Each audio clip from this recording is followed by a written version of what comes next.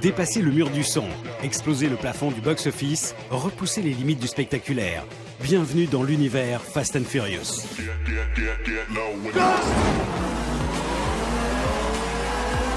En 15 ans et 8 films au compteur, Fast and Furious est devenu l'une des franchises les plus rentables de l'histoire du cinéma mondial. Près de 4 milliards de dollars de recettes. 1,5 milliard rien que pour le numéro 7. Un chiffre qui le propulse à la 6e place des plus gros succès de l'histoire du cinéma. C'est vraiment remarquable de faire partie d'un truc aussi long. Rien ne semble stopper cette saga boostée à la testostérone, à l'action et à la vitesse. Fast and Furious, c'est l'histoire d'un petit film devenu grand, énorme, gigantesque. Une petite série B sur les courses de voitures sauvages qui s'est transformée en blockbuster mondialisé, avec un seul mot d'ordre, toujours plus. Plus de rebondissements, plus de cascades, plus de casse et d'explosions. Ne le faites pas à la maison. Fast and Furious a été créé avec 2 personnages principaux, interprétés par Vin Diesel et Paul Walker. La saga a réussi au fur et à mesure de ses films à intégrer d'autres stars dans la famille. Nous les avons tous rencontrés en exclusivité. Dwayne Johnson, Jason Statham, Charlize Theron, la toute dernière arrivée. Et bien sûr, Vin Diesel, Michelle Rodriguez. Ils nous ont dévoilé les secrets de fabrication, les coulisses des tournages et les étonnantes recettes d'un succès sur lequel personne n'avait parié. Je pense que c'est quelque chose qui parle non seulement à l'Amérique, mais aussi au monde entier. Une saga qui a pourtant bien failli s'arrêter au bout de 3 épisodes. Mais vous allez découvrir comment Vin Diesel a réussi à la sauver et à totalement la relancer. Vous allez également revivre les scènes d'action les plus cultes et les cascades qui sont devenues au fil des épisodes totalement délirantes, avec des interviews exclusives de cascadeurs qui ont bien failli y laisser leur peau. Si je glissais, il y avait des chances que je n'en sorte pas vivant. C'était chaud. Allez les gars, faisons ce film.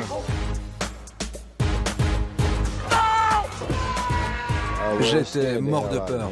La surenchère devient le sujet de Fast and Furious. Des cascades dingues qui ont participé au succès grandissant de cette saga déchaînée. Mais en 2013, un événement va faire trembler la planète Fast and Furious.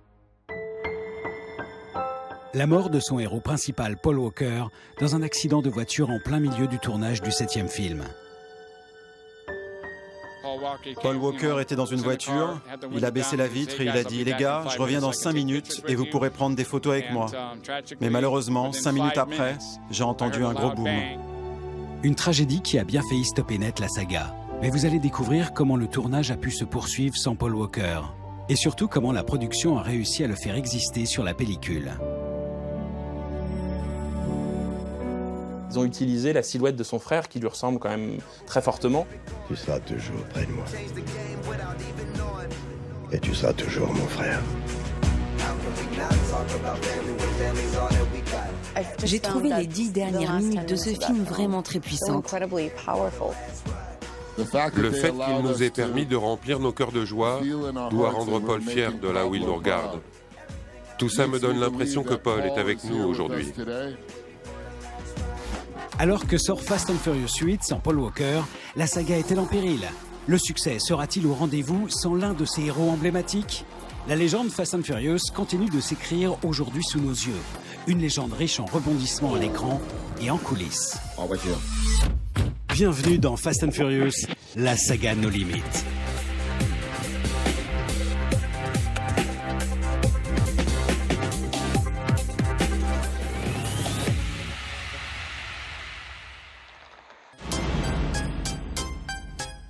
L'histoire de Fast and Furious commence avec un article.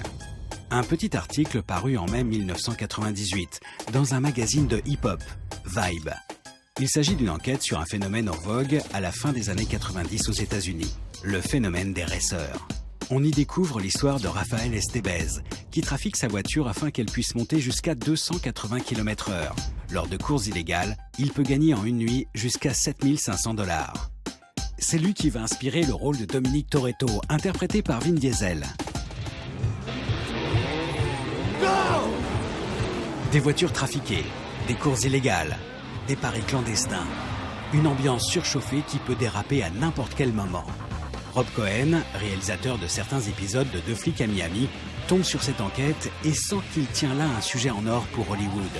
Avec le journaliste, auteur de l'article, Ken Lee, ils écrivent un scénario simple et efficace. Ce sera celui de Fast and Furious numéro 1. Fast and Furious, quand ça apparaît, en fait, c'est le produit de la culture tuning. C'est-à-dire que c'est Hollywood qui s'empare d'une contre-culture qui commence à se développer de plus en plus, c'est-à-dire la culture des bagnoles, l'esthétique autour de ces bagnoles qu'on transforme, et ils en font un film. Ça ressemble vaguement à un film policier, mais c'est surtout un prétexte pour montrer des belles voitures, un milieu qu'on connaît pas très bien encore, et puis une histoire fabriquée avec des acteurs pas très connus à l'époque, et vraiment un prétexte pour découvrir ce milieu-là.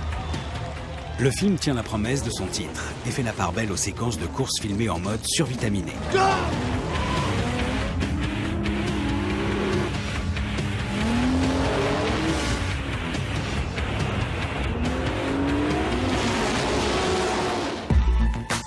Mais au-delà de l'action pure et dure, l'histoire se veut plus intime. On y suit un policier fou du volant, Brian O'Connor, interprété par Paul Walker, qui s'infiltre dans le milieu des raceurs pour faire tomber leur chef soupçonné de faire des braquages, Dominic Toretto, interprété par Vin Diesel. Ouais. Qu'est-ce que t'en dis? Je fais le poids? Ça, c'est trop tôt pour le dire. Mais on va le savoir. Allons-y! Mais les deux hommes qu'au départ tout semble opposer sont unis par la même passion pour la vitesse et les voitures, mais aussi par une femme, car le policier va tomber amoureux de la sœur du caïd. Alors que va-t-il choisir? Son cœur ou la raison? Comme nous l'explique Vin Diesel en exclusivité devant nos caméras, l'une des forces sous-jacentes de Fast and Furious est donc de brouiller la frontière entre les gentils et les méchants. On jouait avec le concept du héros et de l'anti-héros. Jusqu'à quel point quelqu'un qui veut juste protéger sa famille, qui veut subvenir aux besoins de sa famille et de son équipe, est vraiment un type mauvais. Ils sont des méchants, mais qui la plupart du temps ne tuent vraiment personne, ne tue personne. Alors, si ils tuent quelqu'un, c'est par vengeance, c'est vraiment pour des raisons personnelles. Donc ce sont des anti-héros sympas, quoi. Fast and Furious numéro 1 fait un triomphe au box-office. Il va rapporter 207 millions de dollars. Le succès du premier film vient du fait que ça parle à certains instincts un petit peu bas. C'est-à-dire que, même si on ne le revendique pas, il y a chez Vin Diesel un côté mal fort, un côté un peu rugueux qu'on aimerait quelque part tout savoir. Pareil pour les bagnoles, on aimerait pouvoir en conduire une très vite sur les routes de Los Angeles. Ça vend quelque part du rêve. Un rêve qu'on ne va pas admettre forcément, mais un rêve en tout cas qui a su séduire les adolescents, les joueurs de jeux vidéo, les amateurs de cinéma d'action. Donc il y a tout cet ensemble de choses saupoudrées juste au-dessus avec la cerise, c'est-à-dire les nanas en maillot de bain. Il y en a beaucoup dans chaque épisode. Aucune raison que ça ne marche pas. Un tel succès ne pouvait qu'amener une suite. Il y en aura 9. La franchise Fast and Furious est lancée. Elle est depuis rentrée dans l'histoire.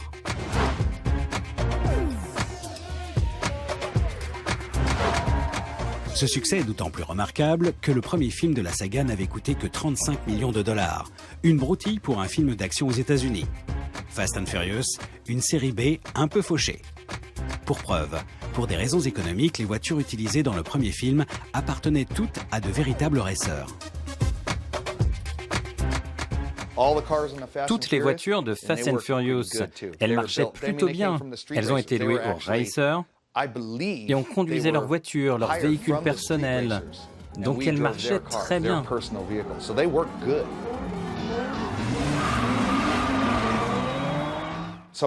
Certaines avaient de la nitroglycérine, du boost, des moteurs à turbo.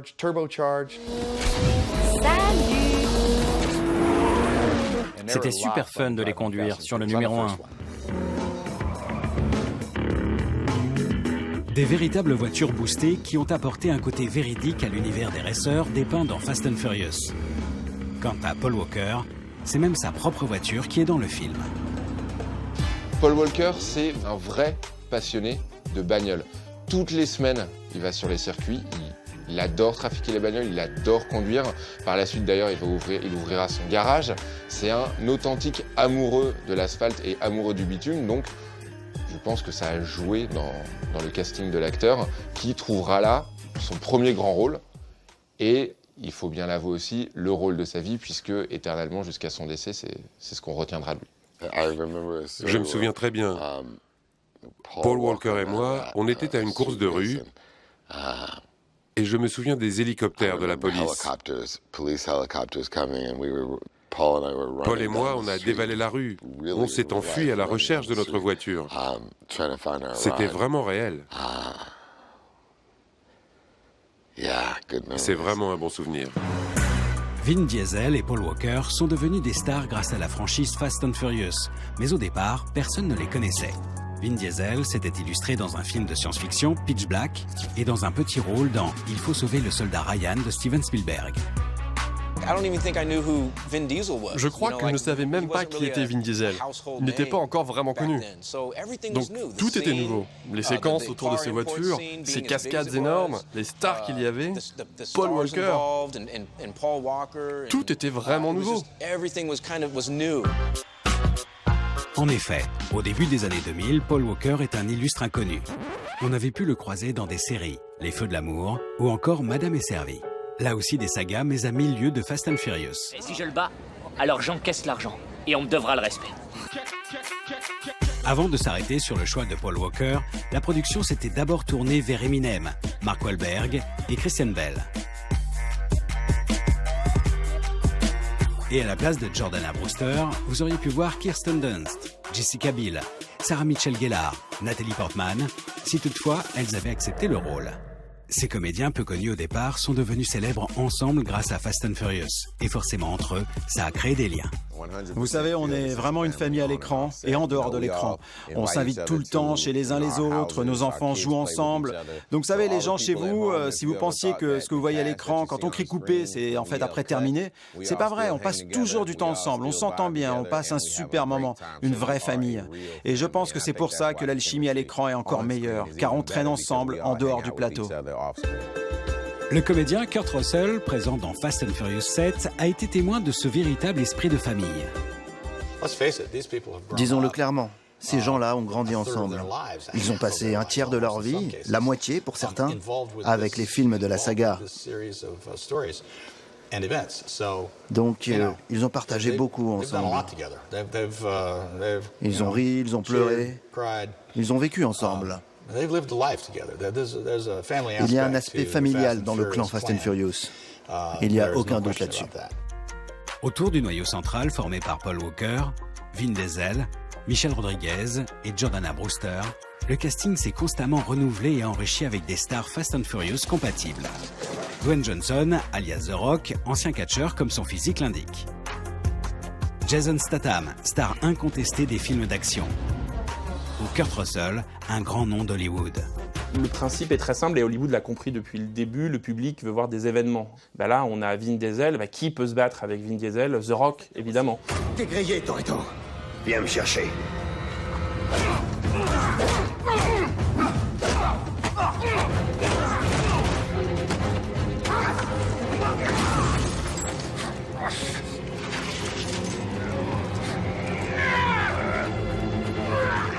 Et puis après, une fois qu'on a fait The Rock et Vin Diesel, il faut faire le nouvel actionneur qui est Jason Statham. Et ça, c'est quelque chose qu'Hollywood fait depuis toujours, c'est-à-dire une sorte de formule, comme un combat de boxe, qui fait que le public va venir voir la rencontre entre Vin Diesel et The Rock, Vin Diesel et Jason Statham. Dans le dernier opus, l'événement, c'est la présence de l'actrice oscarisée Charlize Theron. Preuve que le Hollywood glamour se presse désormais pour faire partie de la famille Fast and Furious. Mais l'actrice se savait attendue au tournant par tous les fans de la franchise.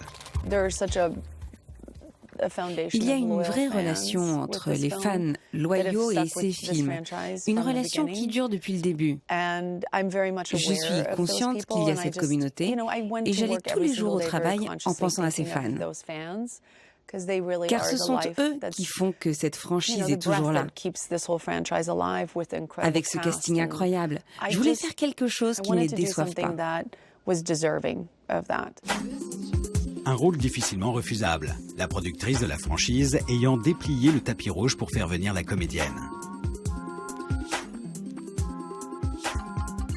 Elle connaissait plutôt bien ma vie personnelle avec mes enfants. Elle est venue me voir et m'a dit, écoute, je vais m'occuper de toi, je vais m'assurer que tu ne sois pas éloigné de ta famille trop longtemps.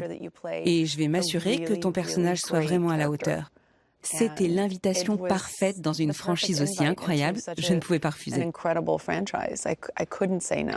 Ces stars, comme Charlize Theron, sont devenues indispensables pour accompagner les changements radicaux opérés par la franchise à partir de l'épisode numéro 4. Du film de voiture, on passe au blockbuster d'action.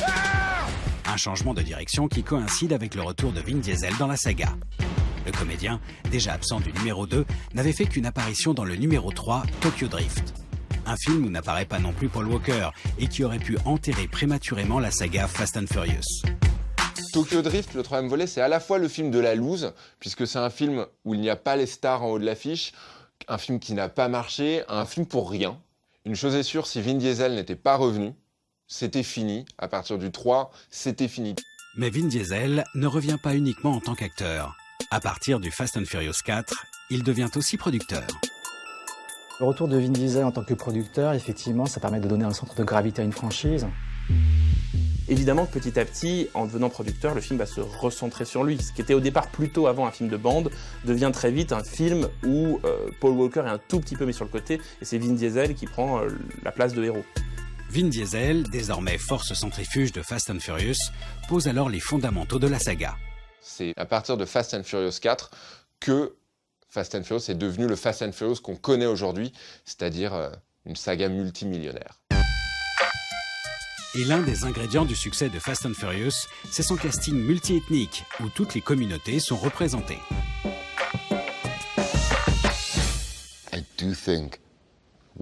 Je pense que l'une des choses qui rend cette franchise si puissante, c'est son approche multiculturelle et son discours multiculturel. Et l'idée que tu peux avoir tous ces gens qui font un barbecue ensemble et que personne ne se ressemble. Seigneur, merci de nous réunir entre amis. Seigneur, on te remercie pour tous les choix que tu nous aides à faire et qui font de nous ce que nous sommes. Je pense qu'une grande partie du succès de Fast and Furious est liée au fait que les gens se sentent inclus. Quelle que soit ta couleur de peau, il y aura toujours quelqu'un dans le film qui te ressemblera. Tu sais où nous trouver. T'as qu'un mot à dire. Un public large et diversifié dans lequel tout le monde peut se retrouver. Selon Universal, les spectateurs de Fast and Furious, numéro 7, étaient à 75% issus des minorités. Il y a plusieurs années, on voyait Fast and Furious comme la plus grosse force de progrès à Hollywood. C'est quelque chose dont on peut être fier. Et je pense que c'est quelque chose qui parle non seulement à l'Amérique, mais au monde entier. C'est ce qu'on a découvert. C'est pour ça qu'on va dans plein d'endroits différents. C'est pour ça qu'on inclut tant de parties du monde dans la saga. Parce qu'on représente toute la diversité du monde dans ce casting multiethnique. Fast and Furious, un film monde, que ce soit dans son casting ou dans les lieux que ses héros parcourent généralement à vitesse grand V.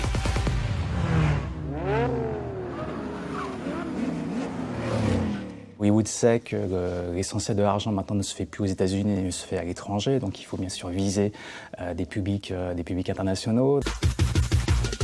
Il faut toucher le monde entier en se déplaçant dans tous les pays pour donner une sorte d'ancrage local à chaque film.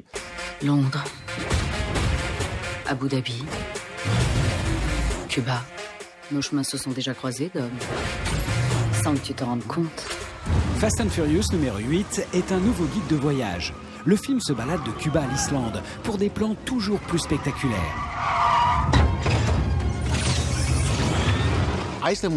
L'Islande, c'est ce qui contraste le plus avec Cuba. C'est le feu et la glace. Vous avez l'été à Cuba et l'hiver en Islande. Et je voulais vraiment qu'on sente cette différence. Et être capable de filmer une séquence de course de voiture sur la glace, c'était vraiment complètement dingue.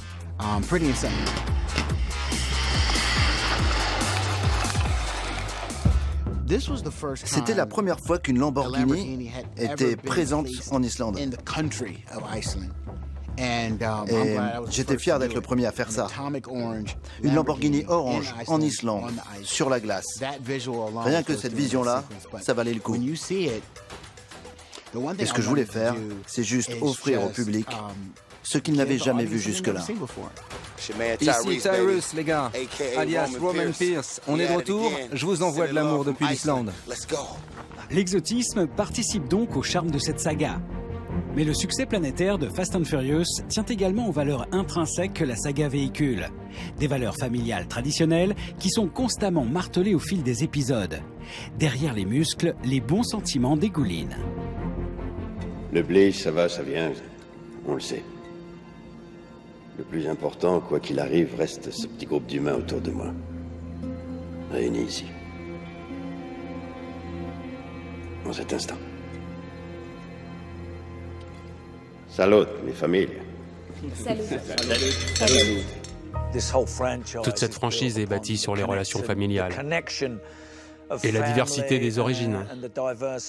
Et tout le monde se retrouve dans cette idée de famille. Je pense que les gens s'identifient à ça.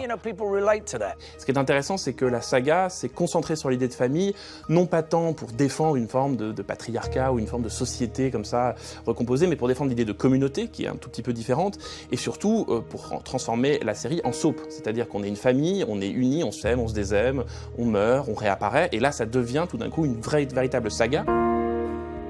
Comme le personnage de Michelle Rodriguez, enterrée dans l'épisode 4, elle ressuscite dans Fast and Furious 6. Arrête! Regarde les choses en face. C'est la vérité. C'est la date à laquelle j'ai perdu la mémoire.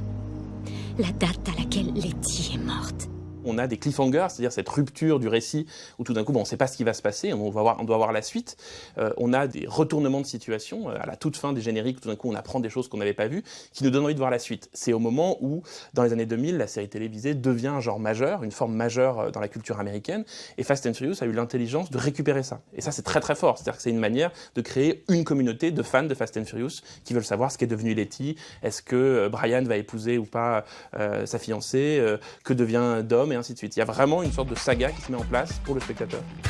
Mais évidemment, ce que les gens vont chercher dans Fast and Furious, c'est du divertissement pur et dur, des scènes spectaculaires. Et niveau cascade, la saga sait répondre aux attentes de son public. Si les effets spéciaux sont de plus en plus utilisés, la règle d'or sur le tournage de Fast and Furious numéro 1, c'était de tout faire pour de vrai.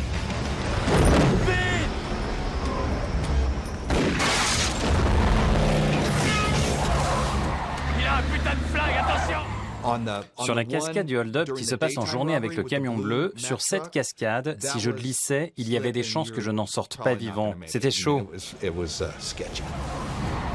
vais m'occuper de lui!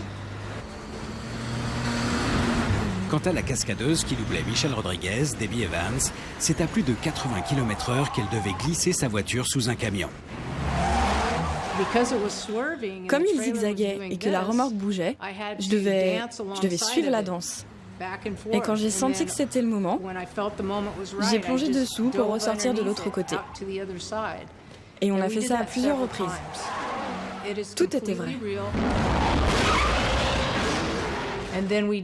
Après, on a fait une autre prise où les grosses roues du camion rentraient dans ma voiture. Il y avait une glissière le long de la route et au dernier moment, je devais me rabattre, foncer sur la glissière et faire des tonneaux dans le champ d'à côté. C'était de vraies cascades. Aucune image de synthèse. Des cascades réalistes qui ont participé à l'engouement du public pour la saga, avec le sentiment peut-être dangereux que tout le monde pouvait le faire. Pour cette séquence plus vraie que nature, Debbie Evans va même recevoir un award de la meilleure cascade en 2002. Ce que Debbie fait pour gagner sa vie, je suis genre, vous avez tellement de la chance. Vous faites des accidents de voiture, vous conduisez des motos, vous les renversez, vous faites des combats. Je suis juste... Je fais pas le bon métier. Mais c'est trop tard pour moi maintenant. Je suis trop vieille pour devenir cascadeuse. Dans cette franchise, qui repousse sans cesse les limites du spectaculaire, les cascades vont devenir de plus en plus impressionnantes au fil des épisodes. La franchise a clairement intégré le fait que ces scènes deviennent de plus en plus irréalistes. Comme dans Fast and Furious 5, où les héros détruisent une bonne partie de la ville de Rio avec un coffre-fort attaché à l'arrière d'une de leurs voitures.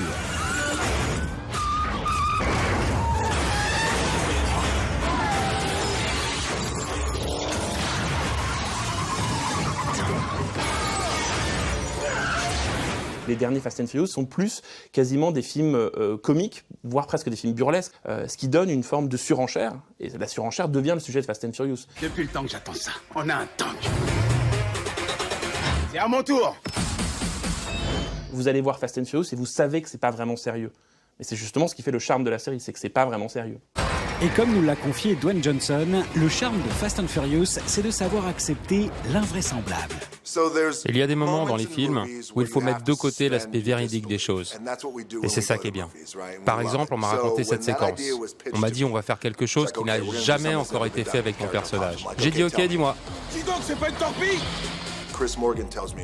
Le scénariste Chris Morgan m'a dit tu vas sortir de la voiture, t'accrocher à la portière. Tiens le volant. Quoi? Tu vas glisser sur la glace à 150 km/h et tu vas rediriger une torpille à main nue, pas avec tes mains, avec une main. Et c'est ce qu'on va faire, et tu vas la dévier vers la voiture des méchants et tu vas sauver tout le monde. Trop stylé sur ce coup-là, Hobbs. Qu'est-ce que t'en penses? J'ai dit... J'adore l'idée. Et on s'est tapé dans les mains avec Chris Morgan. Pas parce que c'est juste une idée absurde ou cool, mais on s'est tapé dans les mains parce qu'on savait que c'est un des moments où le public allait devenir fou et qu'ils allaient s'éclater. Dis donc, c'est pas une torpille. Tiens le volant. Quoi? T'es cinglé. Il n'y a pas de marche arrière dans la saga Fast and Furious. Si une scène est dingue dans le 6, elle sera encore plus dingue dans le 7. Et encore plus dingue dans le 8, et encore plus dingue dans le 9. Le film sera plus cher à chaque fois. La marche arrière n'existe pas. Pas de marche arrière. C'est ce qui rend sans doute cette saga si addictive. Preuve de cette course effrénée au spectaculaire. Cette scène de Fast and Furious numéro 7 où les héros partent à la recherche du personnage joué par Jason Statham en voiture et dans les airs. Sur le tournage, de véritables voitures sont projetées depuis un avion cargo poursuivi par des caméramens en parachute.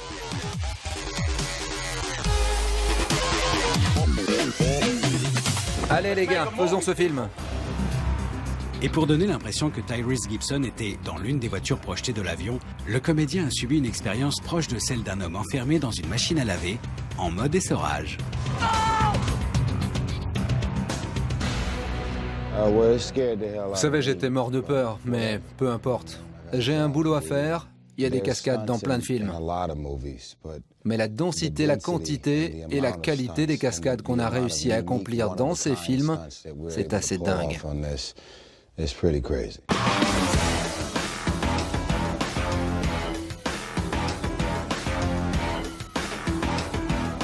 Si au départ la production s'est montrée économe en ne cassant qu'une poignée de véhicules, le tournage du numéro 7 aura détruit 230 voitures, une quarantaine rien que pour cette séquence.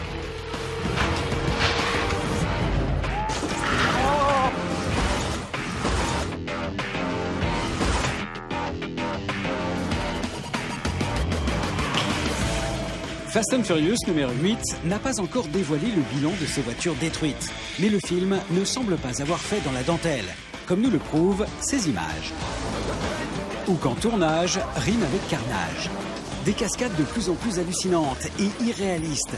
Des budgets colossaux, la surenchère est devenue le mot d'ordre chez Fast and Furious. Fast and Furious est une saga généreuse avec son public, qui le lui rend bien en se déplaçant en nombre dans les salles obscures, mais aussi sur les décors naturels utilisés dans le film.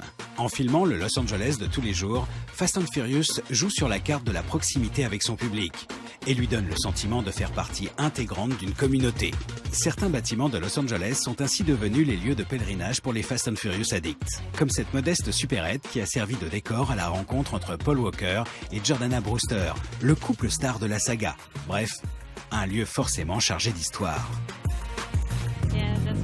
On est des énormes fans de Fast and Furious. Donc on visite tout ce qu'il y a à voir ici. Parfois, les gens font même des courses. C'est pas toujours légal. Mais bon, à chaque fois, ils essaient de faire des trucs comme dans Fast and Furious. C'est cool.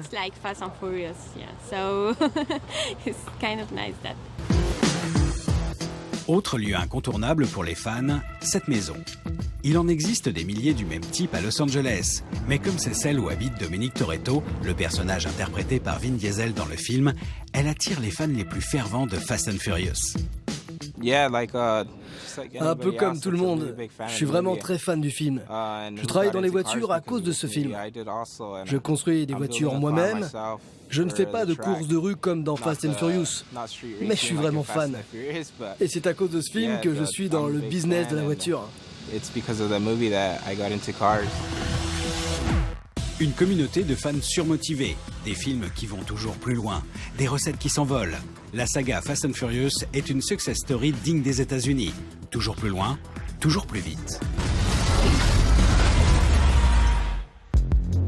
Mais elle va être stoppée en plein vol par la disparition brutale de son héros emblématique Paul Walker dans un accident de voiture le 30 novembre 2013, en plein milieu du tournage du 7e épisode. Paul Walker aimait les voitures et la vitesse. Le comédien avait trouvé le rôle parfait dans les films Fast and Furious.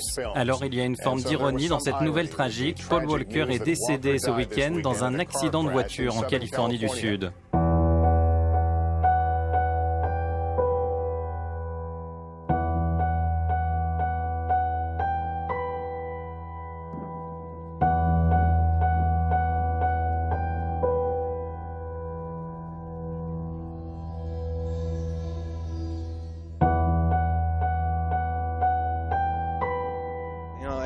J'ai entendu aux nouvelles que Paul Walker était mort.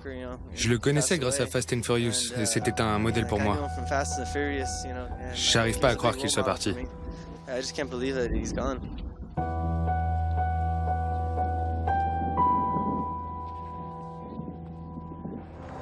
Son ami et partenaire dans la saga Fast and Furious, Tyrese Gibson, a fait lui aussi le déplacement sur le lieu du drame.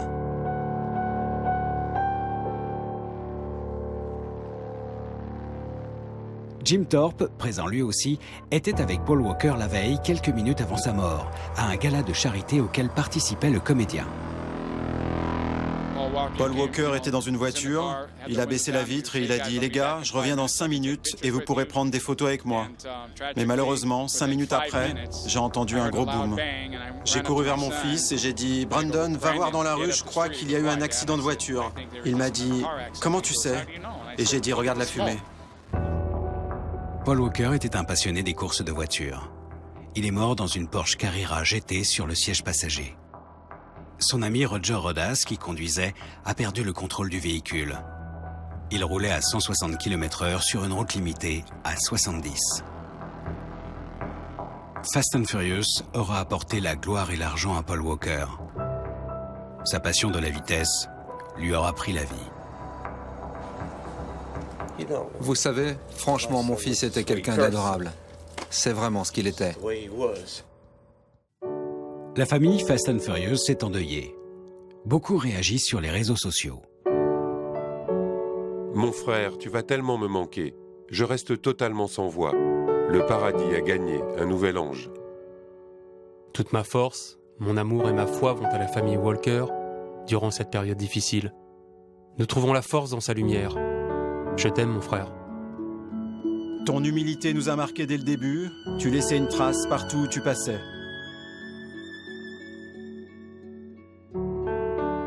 Un drame qui aurait pu mettre un terme définitif à cette saga.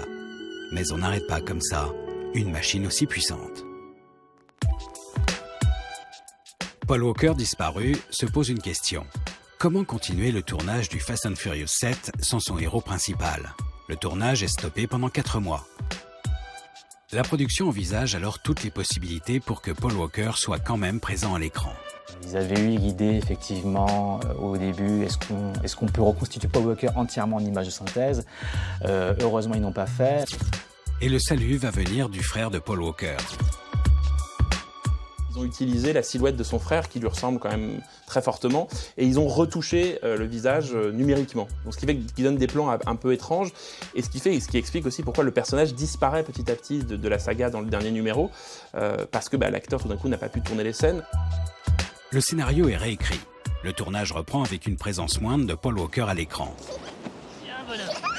Dans la scène finale du numéro 7, c'est son frère qui joue le rôle de Brian. Les autres personnages l'observent, entouré de sa femme et de son fils, et prennent conscience que Brian va les quitter pour s'occuper d'eux. C'est beau à voir. C'est là sa place. Chez lui. Surtout, il y a cette idée que le personnage s'en va vers une sorte de paradis sur la plage avec sa fiancée et une forme d'apaisement. Donc il y a une métaphore évidente du paradis, de la vision dont l'équipe a eu cette idée-là. Et c'est ce qui rend le film assez bouleversant à la fin, c'est que tout d'un coup la fiction s'arrête et on a l'impression que c'est l'équipe qui prend le dessus sur les personnages. On se quitte pas vraiment.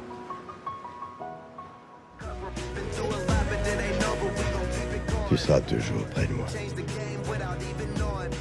Et tu seras toujours mon frère. Aussi un côté très Fast and Furious, laisser partir un personnage et le laisser filer en voiture.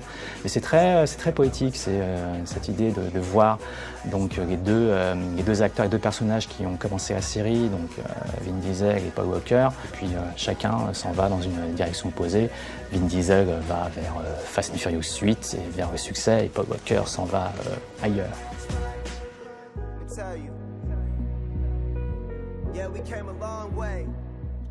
Dans le dernier Fast and Furious avec Paul Walker, j'avais trouvé les dernières 10 minutes du film tellement puissantes.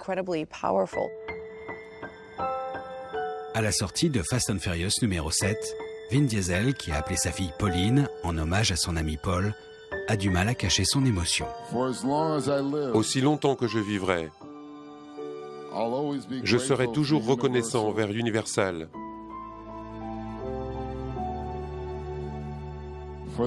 pour l'hommage qu'ils ont rendu avec leur cœur et avec tellement de classe.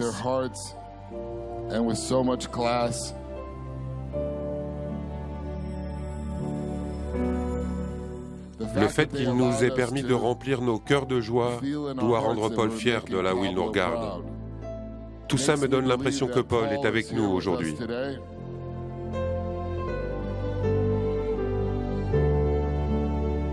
La saga aura réussi à surmonter la disparition de Paul Walker. Reste maintenant à perpétuer l'histoire.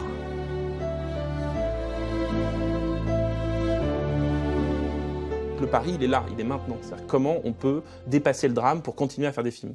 Fast and Furious 8, un nouveau film étonnant où le personnage interprété par Vin Diesel quitte sa famille et passe du côté obscur de la force, histoire de brouiller à nouveau les pistes entre héros et anti-héros. C'est la problématique qui nous oblige à aller voir le film, l'histoire, et se faire son propre avis. C'est le concept derrière ça. Tout le concept de ce chapitre, c'est de mettre Dom Toretto dans une situation où le public est mené à se poser cette question. Aujourd'hui, Dominique Toretto roule tout seul. Tu vas tourner le dos à ta famille. Du coup, Vin Diesel offre dans ce dernier opus une palette de jeux jusque-là inexploitée. Vous allez voir Vin Diesel comme jamais. C'est quelque chose qu'il n'avait jamais fait avant. Il n'était jamais allé puiser dans un côté si émotionnel. Tu aurais imaginé trahir ta famille comme tu l'as fait aujourd'hui? Sa performance est géniale. Il a fait un travail fantastique. Une chose est sûre, la vraie méchante dans le 8, c'est Charlize Theron. Je pense que ce personnage a une forme d'intelligence qui était tout simplement rafraîchissante et qu'il était possible d'interpréter une méchante d'une manière qui n'avait encore jamais été faite auparavant. Quant à Jason Statham, il semblerait qu'il fasse désormais partie intégrante de la famille. Comme c'était le cas pour Dwayne Johnson dans les épisodes précédents. Pour rattraper Dom, vous aurez besoin d'un petit coup de main.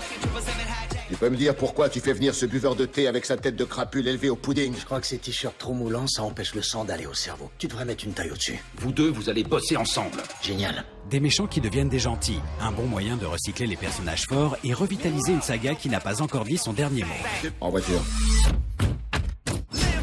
On en est au stade où c'est sûr et certain, il va y avoir Fast and Furious 8, 9 et 10. Il ne lâche jamais l'affaire. Mais plutôt que de dire on fait un autre film et on voit ce qui se passe, ils annoncent d'entrée de jeu One Last Ride, mais qui concerne 3 films. C'est Fast and Furious, ils sortent les muscles. De la bombe! Non de... En 2001, sortait Fast and Furious. Un petit film ultra nerveux au succès surprise et tonitruant. Une série B qui surfait sur un phénomène méconnu. Les courses de rue illégales, les racers et leurs bolides customisés. Le film collait à une réalité hallucinante qui jusque-là n'avait jamais été décrite de cette manière au cinéma. Peu à peu, Fast and Furious s'est éloigné de la réalité pour offrir un spectacle aussi dingue qu'excitant. Et personne n'aurait pu prévoir que ce petit film de voiture puisse un jour se transformer en blockbuster surpuissant. Mon but, c'est juste de défier les attentes du public et de continuer à divertir le monde entier. La saga Fast and Furious aura connu des drames et des rebondissements, sur l'écran et hors champ, de la joie et des larmes. Mais rien ne semble pouvoir inverser sa spirale de succès. La saga continue de tracer sa route, inlassablement. La sortie de Fast and Furious 10 est déjà prévue pour avril 2021.